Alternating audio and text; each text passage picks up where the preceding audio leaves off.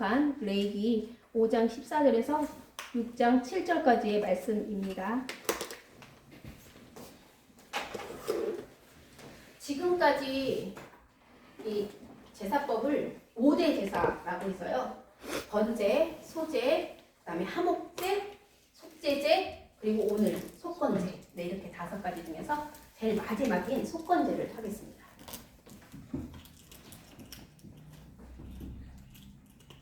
이 속건제는 레위기 5장 14절에서부터 6장 7절까지 이렇게 이어지는데요.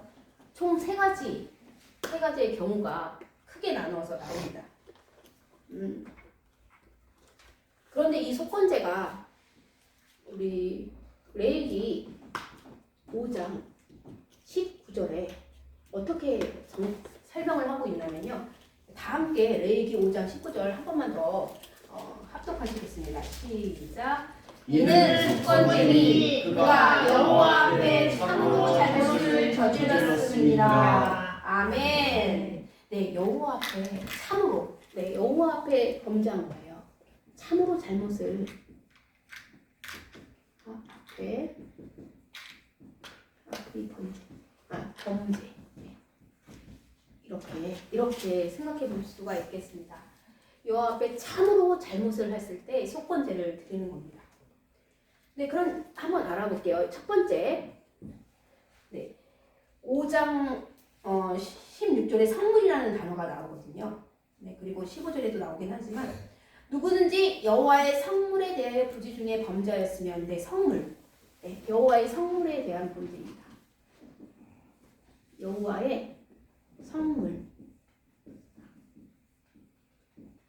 대한 범죄 한 경우에, 네, 속건제를 드리는 겁니다. 네. 그럼 성물이 무엇일까요? 이 성물은요, 네, 성스러운 물건이죠. 네, 근데 그 중에서도요, 제사장의 몫을 강조해서 여기서는 성물이라고 표현하고 있습니다. 네, 이 여호와의 성물에 대해서 범죄할 경우에는, 네, 어떻게 하냐면요. 첫 번째, 흠없는 순양을 가져와야 됩니다. 흠없는 순양. 네, 흠없는 순양이에요. 이 속죄제랑 속건제랑 너무너무 틀린 게요. 속죄제는 여러 가지였어요. 수, 송아지, 그 다음에 염소, 암염소, 그리고 양은요, 순양은 안 썼어요. 어린 양하고요, 다 암양. 네, 그 순양은 없었어요. 그렇게, 예, 속건제랑 속죄는 틀린데요. 이 속건제는 다 흠없는 순양만을 가지고, 그것도 가치가, 이 성물에 대한 가치, 그 가치에 향당하는, 그냥 아무거나 흠없다고 쓰는 게 아니에요. 그 세겔로 따져서 그만한 가치가 있는, 네, 흠없는 순양을 가져와야 했습니다. 네, 그 다음에요. 이 성물은 제사장 거니까 제사장이 잘못을 했을 수도 있고 또 다른 어떤 사람이 잘못을 했던지 간에 이 제사장에게 보상을 해야 합니다. 보상을 해야 되거든요. 이 보상이 이 속건제의 핵심입니다. 이 속건제의 핵심은 보상입니다. 다른 제사랑 틀린 점이에요. 중요한 거예요. 네, 보상을 어떻게 하냐면요. 이 성물의 가치에 5분의 1을 더하여 가져와야 됩니다. 이 성물 얼마큼 범죄했는지 몰라요. 근데 그 가치에 또 5분의 1을 더하여, 네, 가져와야 합니다. 가져와야 돼요. 제사장한테 줘야 돼요. 제사장에게. 이게 제사장의 몫이기 때문에, 성물을 만졌기 때문에 제사장한테 주는 거고요. 만약에 제사장이 아니고 다른 사람이었으면 다른 사람한테 주는 거죠. 근데 이거는 성물이 제사장의 몫 건드렸으니까 제사장에게 그 보상으로 5분의 1을 더하여 하는 겁니다. 그러면 세 번째, 제사장은 뭐를 해야 되냐면요. 속죄를 해야 되거든요. 그걸 뭐라 그러면 속건제를 집행합니다. 속건제.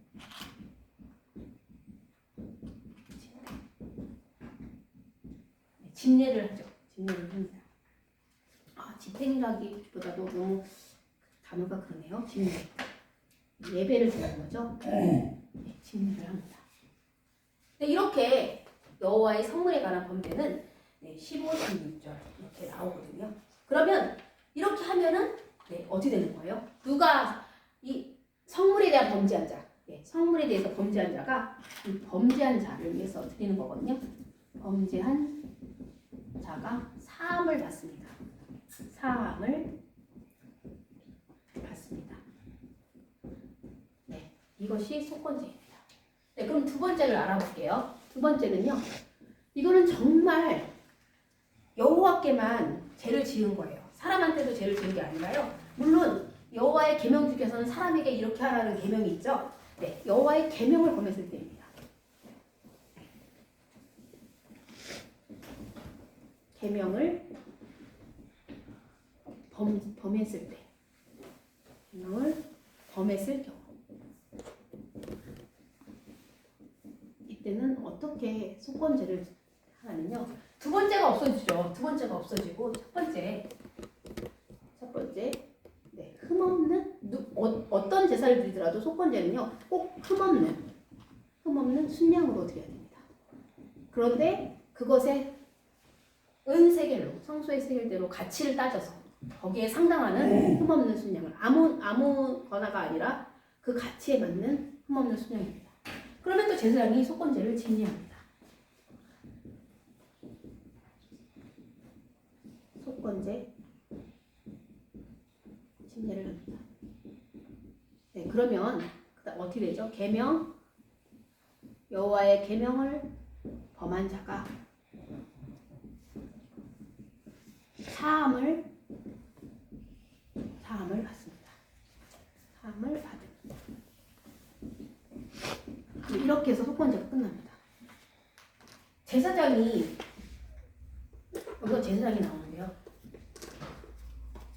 이 속건제는 제사장이 드려야 합니다. 제사장 없이는 하나님이 이 속건제, 이 예배를 받으시지, 이 제사를 받으시지 않습니다. 네, 그런데 여러분, 예수님이 십자가의 희생으로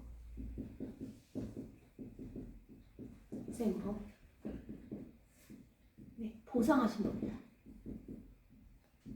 그 뒤로는요, 제사장 없이, 이 시대는 제사장 없이는 속건제를 드릴 수 없는데요. 이제 오늘 이 시간, 오늘 우리 같은 신약의 사람들은 예수님 없이는 하나님이 우리의 죄를 인간에게 보상을 아무리 할지라도, 난 그 사람한테 잘못했을 때 그 사람한테만 보상하면 돼, 제사장한테만 보상하면 돼, 그게 끝이 아닙니다. 꼭 속건제를 집행했잖아요. 이 흠없는 순양을 가지고. 네, 맞습니다. 이 흠 없으신 예수님이 십자가 희생을 다 지셨어요. 예수님의 단 한 번의 십자가 희생으로 말미암아 우리는 보상을 받았습니다. 보상을 했습니다. 하지만 어떻게 해야 돼요? 이것을 믿지 않으면요, 보상을 받지 못합니다. 믿어야 합니다. 믿음으로. 지금은 예수님이 십자가 희생으로 보상하셨음을 믿는 그 믿음 하나로 우리가 속건제를 드리지 않아도 이 속건제를 드리신, 완성하신, 이게 속건제의 완성 제물이거든요. 속건제물로 완성하신 예수님을 믿기만 한다면 우리는 보상을 얻은 것입니다. 이렇게 두 가지죠. 여기까지가 5장 14절부터 19절까지 얘기고요. 이제 레위기 6장에서 1절부터 7절까지는 이웃에 관한 얘기가 나오거든요. 이웃에 관한 얘기를 하기 전에 생각해 보아야 할 것이 있습니다. 여기서 가장 중요한 거, 사람 사이에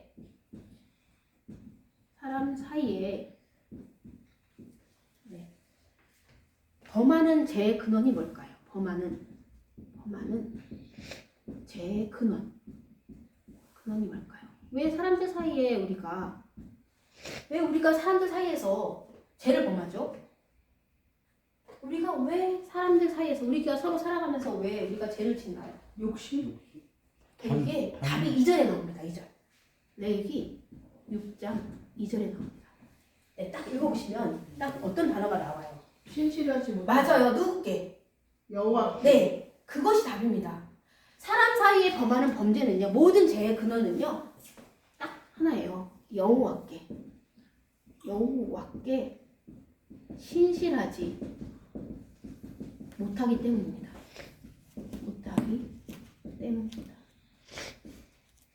이렇게 하나님은 여호와께 신실하지 못하기 때문에 죄를 범한다. 이렇게 정의를 내리고 있습니다. 누구든지 여호와께 신실하지 못하여 범죄하되 이렇게 하나님께서는 정의를 내리고 있거든요. 그러면 한번 이제 알아볼게요. 그러니까 제가 이걸 읽고 깜짝 놀랐습니다. 뭘 놀랐냐면요. 우리가 사람들 사이의 범죄가 먼저가 아닙니다. 우리가 서로 범죄를 해요. 사람 사이의 범죄. 이 범죄가 먼저가 아니에요. 이 범죄가 먼저가 아니고요.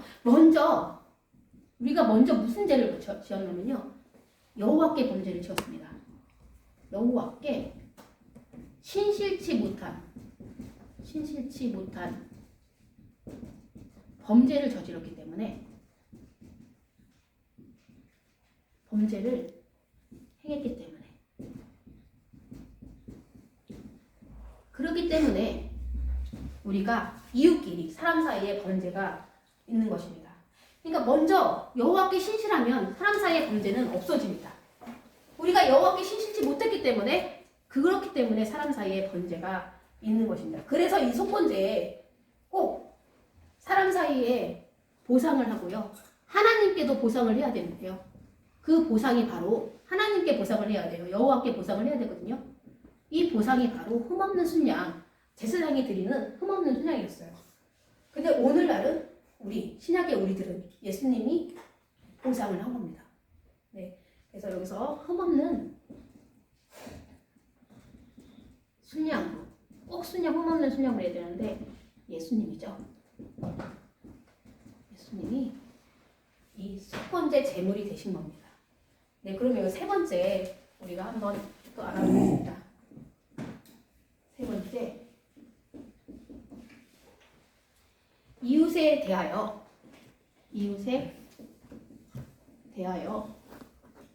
범죄하였을 경우, 범죄했을 경우에 속범죄 절차를 또 알아보도록 하겠습니다. 먼저 그럼 어떠한 죄를 범죄라고 할까? 어떤 범죄인가를 한번 생각해 보겠습니다. 어떤 범죄인가? 네 가지가 나오거든요. 네, 첫 번째, 이웃이 물건을 맡겨요. 맡긴 물건. 이제는 맡긴 게 아니라요. 뭔가를 이제 전당 잡힌다 그러죠. 전당물을 속이는 거. 속이면 이게 범죄입니다. 네, 그 다음에 두 번째. 또 도둑질하면 범죄죠. 도둑질. 그리고 또 더 나쁜 거, 탈취. 네, 탈취. 이런 것을 또 범죄라고 합니다. 그런데 도둑질했어, 탈취했어 했는데도 사실을 부인해요. 아니야 하면 안 되죠. 이러면 범죄를 한 겁니다. 세 번째, 또 어떤 범죄가 있냐면요. 남의 잃은 물건. 그 당시에는 뭐 소, 양 그런 거죠. 뭐 나귀, 뭐 옷도 있을 수 있고요. 그런 거. 근데 이거를요 주웠어요. 주운 사람이요 죽고도 아니야 이거 원래 내 거였어. 부인. 아니라고 하는 거예요. 누군가가 물건을 잃어버렸는데, 나귀를 잃어버렸는데, 이거 이 나귀 내 거였어 라고 얘기하는 거. 그렇게 하는 사람도 이웃에 대해서 범죄를 저지른 거죠. 그리고 네 번째, 거짓 맹세하는 거. 이렇게 나와 있습니다. 더 많겠죠. 그런데 성경책에는 이렇게 네 가지 예가 나와 있습니다. 거짓 맹세는 우리 저번 주에 그 함부로 맹세한다 해서 입다랑 사울왕을 예를 들었으니까요. 오늘은 남의 잃은 물건, 다른 건 다 이해가 되는데 이거는 더 자세하게 하나님이 설명해 놓은 게 있더라고요. 어디에 나오냐면요. 신명기 같이 한번 찾아보겠습니다. 신명기 몇 장이냐면요. 22장입니다. 22장. 신명기 22장. 구약성경 295페이지거든요. 신명기 22장 1절에서 3절. 여기에 이름 물건, 남에게 이름 물건을 어떻게 해라 라고 가르쳐주는 것이 있습니다. 네, 신명기 22장 1절에서 3절 말씀이거든요. 다 같이 합독하시겠습니다. 시작. 내 형제 소나 양이 길 잃은 것을 보거든 못 채하지 말고 너는 반드시 그것들을 끌어다가 내 형제에게 돌릴 것이요 내 형제가 내게서 멀거나 또는 내가 그를 알지 못하거든 그 짐승을 내 집으로 가서 쳐서 내 형제가 찾기까지 내게 두었다가 그에게 돌려줄지니 낙이라도 그리하고 의복이라도 그리하고 형제가 잃어버린 어떤 것이든지 내가 얻거든 다 그리하고 못 본 채 하지 말 것이며. 아멘. 여러분 결론이 뭐죠? 못 본 척하지 말라는 거예요. 아, 나 남의 잃은 물건 안 주스면 되지 라고가 아닙니다. 여러분 어떻게 해요? 못 본 척하지 말라는 겁니다. 못 본 척 하지 말라. 여러 가지 예를 해놨어요. 반드시 끌어다가 내 형제에게 갖다 주는 것이. 먼저 갖다 주는 게 사실은 맞죠. 그 형제에게 갖다 주라. 갖다 주는 것. 이렇게 이 방법이 가장 좋죠. 그런데 너무 멀어요. 멀거나 또 몰라요. 멀다, 모른다. 이런 상황에서는 어떻게 해야 돼요? 자신의 집으로. 네, 맞아요. 자신의 집으로. 자신의 집에다가 보관하는 겁니다. 네, 잘 보관해야겠죠. 네, 잘 보관해야 돼요. 다른 사람 거니까요. 그죠? 얼마나 부담되겠어요. 하지만 멀다고 모른다고 그냥 못 본 척하지 말라는 거예요. 네, 그래서 어떻게 하냐면 모두 다 어떤 것이든 모두 다 뭐 나기도 또 옷도 이렇게 나기도 옷도 그리고 또 뭐라고 표현했죠? 어떤 것이든지 네, 어떤 것이든지 못 본 척하지 말라는 거예요. 것이든지 형제에게 나중에 줘야 돼요. 돌아왔을 때 주라. 이렇게 잘 관리했다가 주라. 이것이 네, 이 남의 잃은 물건을 어떻게 해야 범죄를 저지르지 않는지를 신명기 22장에서 방법을 가르쳐주고 있습니다. 제일 나쁜 거 못 본 채 하지 말라. 못 본 척이야죠. 채네요. 못 본 채 하지 말라. 네, 본 채 하지 말라가 맞습니다. 그런데 그럼 이렇게 범죄한 자들 있죠. 이렇게 맡긴 물건 전담물 속이고 도둑질하고 탈취하고 그러고 나서도 사실을 부인하고 남의 잃은 물건을 줍고도 부인하고 근데 안 주는다고 잘못이 아니라는 거죠. 네, 거짓 맹세하고 이런 사람들 이런 범죄는 두 번째로 네, 두 번째로 범죄한 자는 어떻게 해야 될까요? 그런데 범죄한 자는 속건죄를 그렇죠. 자는 속건죄를 드려야 된다. 네,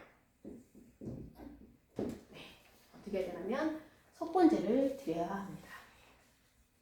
네, 그러면 그 훔친 것이나 그 다음에 착취한 것이나 맡은 것이나 잃은 물건을 주운 것이나 그리고 거짓 맹세한 모든 물건을 돌려보내야 합니다. 돌려보내야 합니다. 범죄한 자는요 돌려보내야 하는데 어떻게 돌려보내느냐? 네, 여기서 그 본래 물건에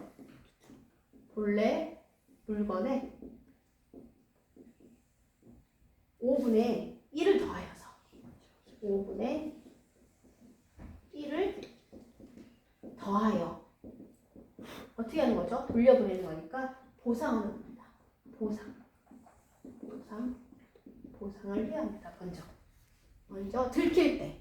안 들킬 때는 끝까지 얘기 안. 근데 또 어떻게 자백할 수도 있어요. 그럴지라도 본래 물건에 5분의 1을 더하여 돌려주어야 합니다. 그러면 제가 드러나는 그날에 본인이 잘못을 했다고 하는 그날이든 누구한테 들켜서 아는 그날이든 제가 드러나는 그날에 누구한테 준다고요? 그 임자에게 그 주인에게 네, 이렇게 돌려주어야 합니다. 그 다음에요. 이제 먼저 사람한테 이렇게 보상을 한 다음에요. 하나님께 이게 사람한테만 지은 죄가 아니에요. 하나님께만 아까 전에 저렇게 얘기했듯이 여호와께 신실치 못하기 때문에 이런 죄를 저지른 거잖아요. 그러니까 하나님께 속건제를 드려야 합니다. 어떻게 하죠? 똑같이 흠 없는 순양, 흠 없는 순양. 이 본래 물건의 상당한 가치. 네, 그거에 모세가 하나님께 모세한테 얘기했거든요. 너가 지정한 가치대로, 네, 그렇게 가치대로 그만한 가치대로 흠 없는 순양을 준비합니다. 그래서 이거를 또 누구한테 끌고 가요? 제사장한테 끌고 오죠. 그럼 제사장이 진례를 합니다. 제사장이 속건제를 진례를 하죠. 그러면 여기 범죄한 자가요. 이웃에게 범죄한 자가 죄가 사함을 얻습니다. 사함을 얻습니다. 네, 이렇게 되는 거예요. 여러분 여기는 지금 구약이에요. 근데 신약에서는요. 속건제의 순양에 대한 언급은 없어요. 하지만 우리 구약에서 예언한 말씀을 찾아볼 수 있습니다. 우리가 성찬 예식할 때나 그리고 고난당하신 예수님을 생각할 때 가장 먼저 떠오르는 성경책 구절이 있습니다. 이사야 53장입니다. 이사야 53장. 네, 한번 찾아볼까요? 이사야 53장 구약성경 1033페이지에 나옵니다. 네, 이사야 53장 그 중에서 6절에서 10절 말씀을 네, 한번 같이 6절이 아니고 5절이네요. 5절에서 10절 말씀을 같이 한번 보겠습니다. 네, 다 찾으셨나요? 네, 이사야 53장 5절에서 10절 말씀인데요. 여기에 네, 속건 제물 대신 예수님입니다. 네, 예언되어 있습니다. 이때는 구약이기 때문에 예수님이 아직 탄생하지 않은 시대예요. 구약이기 때문에 신약에서 예언이 성취가 되거든요. 그래서 먼저 예언의 말씀 다 찾으신 줄 알고 제가 한번 읽어볼게요. 그가 찔림은 우리의 허물 때문이요. 그가 상함은 우리의 죄악 때문이라. 그가 징계를 받음으로 우리는 평화를 누리고 그가 채찍에 맞음으로 우리는 나음을 받았도다. 여러분 여기서 그가는 예수님입니다. 예수님. 다시 한번 읽어볼게요. 예수님이 찔림은 우리의 허물 때문이요. 예수님이 상함은 우리의 죄악 때문이라. 예수님이 징계를 받음으로 우리는 평화를 누리고 예수님이 채찍에 맞음으로 우리는 나음을 받았도다. 아멘. 네, 6절. 우리는 다 양 같아서 그릇 행하여 각기 제 길로 갔거늘 우리는 마음대로 살았어요. 여호와께서는 우리 모두의 죄악을 그에게 담당시키셨더라. 그에게 마찬가지로 예수님에게 담당시켰습니다. 그래서 우리의 죄가 예수님에게 넘어갔어요. 예수님이 곤욕을 당하여 괴로울 때에도 예수님의 입을 열지 아니하였으며 마치 도수장으로 끌려가는 어린 양과 털 깎는 자 앞에서 잠잠한 양같이 그의 입을 열지 아니하였더라. 네, 우리 예수님은요 입을 열지 않으셨어요. 아무 대답도 하지 않으셨습니다. 그는 곤욕과 신문을 당하고 끌려갔으나 그 세대 중에 누가 생각하기를 그가 살아있는 자들의 땅에서 끊어짐은 마땅히 형벌을 받을 누구요? 내 백성의 허물 때문이다. 네, 예수님은요 내 백성이 하나님의 백성의 허물 때문이다. 우리들 허물 때문에 네, 그렇게 끊어짐을 신문을 곤욕을 당했습니다.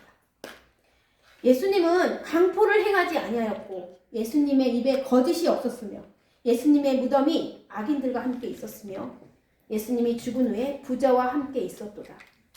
여호와께서 예수님에게 상함을 받게 하시기를 원하사 질고를 당하게 하셨은즉 예수님의 영혼을 속건 제물로 드리기에 이르면 예수님이 씨를 보게 되며 예수님의 날은 길 것이요 또 예수님의 손으로 여호와께서 기뻐하시는 뜻을 성취하리라. 아멘. 여기서 여호와께서 기뻐하시는 뜻, 바로 이것이요. 십자가 고난이죠. 십자가 지심입니다. 십자가 대속입니다. 그리고 부활이죠. 이것을 이 시대에 이사야는 미리 본 거예요. 그러면 우리가 신약에서 어디서 볼 수 있을까요? 많이 봤잖아요. 우리 예배드리면서 많이 봤어요. 복음서에서. 복음서 말고도 많이 나와 있지만 제일 많이 나온 게 복음서 끝부분에 갈수록 예수님이 십자가에 못 박히심이 나오잖아요. 요한복음에서 또 마태복음, 누가복음 이렇게 복음서에서 요한복음 이렇게 복음서에서 볼 수 있습니다. 예수님은요 아무 죄가 없어요. 예수님은요 아무 죄가 없습니다.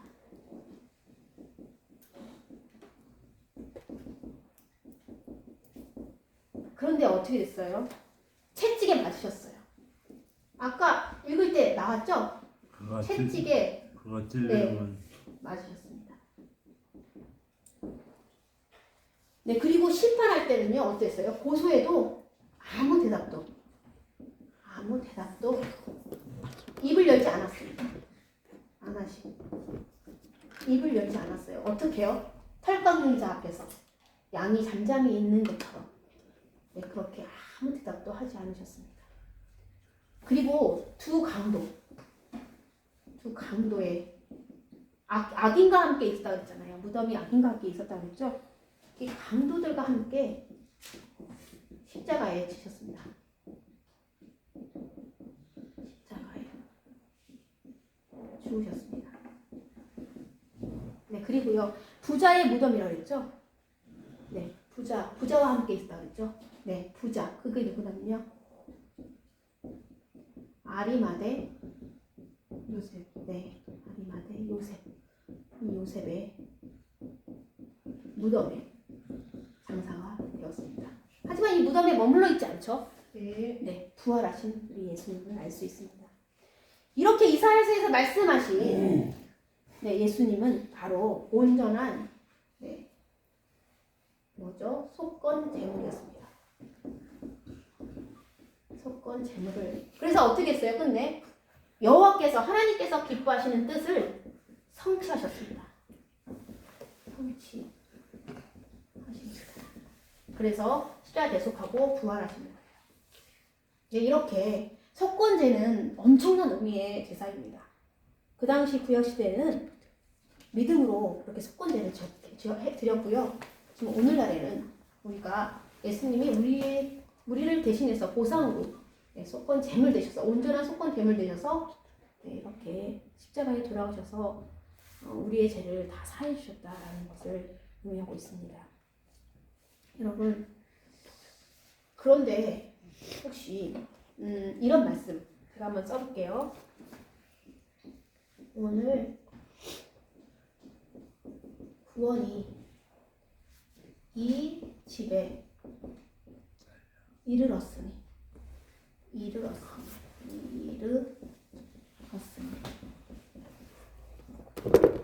이 사람도 아브라함의 자손이미로다. 삭개오? 네, 맞습니다. 네, 삭개오. 요거를 한번 오늘 생각해 보려고 해요. 누가복음 19장입니다. 19장, 이거는 9절에 나오는데요. 여러분 누가복음 19장, 이 내용이거든요. 한번 찾아서 보시면서 들으면 되겠습니다.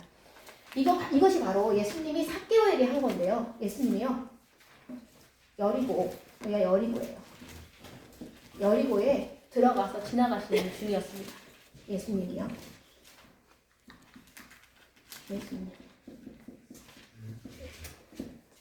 그런데 여러분, 삭개오라는 이름하는 자가 있었어요. 삭개오. 이 삭개오는요, 세리장이었어요. 세리장. 그리고 부자였어요. 부자. 근데 이 삭개오가 여리고에 예수님이 오신다는 얘기를 듣고요. 갔어요. 예수님을 보러. 근데 이 삭개오가요, 키가 작아요. 그리고요, 또 사람이 너무 많아서 못 봐요. 그래서 어떻게 했는지 여러분 다 아시죠? 네. 돌 무화과 나무에 삭개오가 올라갑니다. 삭개오가 올라가요.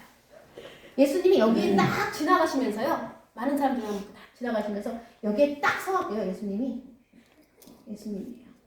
딱 서갖고 얘기하십니다. 삭개오한테. 삭개오야. 속히 내려오라. 속히 내려와라. 이렇게. 아니, 처음 만났는데 이름 안 물어봤잖아요. 근데 예수님은 다 아시잖아요. 삭개오야. 네. 속히 내려오라. 내가 오늘 내 집에 유하여야겠다. 삭개오가 얼른 내려옵니다. 급히 내려와서 즐거워하면서요. 예수님을 영접해요. 그래서 삭개오의 집으로 들어갑니다. 삭개오의 집이에요. 근데 이렇게 가는 모습을 보면서 사람들이 슥슥 거려요. 뭐라는지 알아요? 예수님이 저가 죄인의 집에 들어가신다. 이 삭개오는요, 많은 사람들은 이렇게 미움을 받는 사람이었어요. 죄인이었어요. 사람들이 다 싫어해요, 이 삭개오를. 이 삭개오의 집에 가다니 예수님이 사람들이 다 욕했어요. 근데 삭개오가 예수님한테 서서 얘기합니다. 뭐라고 얘기하냐면요, 이것을 제가 얘기하고 싶었어요. 내 소유의 절반. 내 소유의 절반을 누구한테 준다고요? 가난한 자에. 네, 부자에게 아니라 가난한 자에게. 가난한 자들에게 난 준대요. 그리고요, 뭐라고 하냐면 만일 누구의 것을 속여 빼앗은 일이 있으면, 네, 토색한 일이 있으면, 4배나. 네, 이걸 어떻게 말하면요, 토색한 것을 4배 갑절로, 네, 내 갑절이나 갚겠나이다. 4배로 갚겠습니다. 이렇게 얘기해요. 여러분, 이렇게 삭개오가 예수님을 영접하고 저는 죄인입니다. 내 소유의 절반을 가난한 자들에게 주겠습니다. 그리고 누구에게 속여서 빼앗은 것이 있다면 그것을 4배로 그냥 갚는 게 아니라 4배로 갚겠나이다. 이렇게 하고 이렇게 해요. 그럼 여러분들이 그 다음에 말이 뭐라고요? 오늘 구원이 이 집에 이르렀으니 이 사람도 아브라함의 자손이니라. 이렇게 얘기합니다. 그러면서 10절, 이게 10절이 제일 중요한 말씀이거든요. 10절을 다 같이 합독하시겠습니다. 10절입니다. 시작. 인자가 온 것은 잃어버린 자를 찾아 구원하려 함이니라. 아멘. 그럼 여기서 잃어버린 자가 누구죠? 삭개오. 네, 삭개오. 우리죠, 그리고 우리. 네, 삭개오를 하나님은 구원하시려고 여리고성에 지나가셨던 거예요. 그래서 삭개오를 구원하셨습니다. 오늘날 우리도 이러한 태도를 지녀야 합니다. 삭개오처럼. 네, 잘못된 일에 대해서 배상하는 것을 어떻게 해요? 그냥 하는 게 아니라 4배로 갚겠나이다. 이런 마음으로, 여호와께 신실한 마음으로 살아가야 합니다.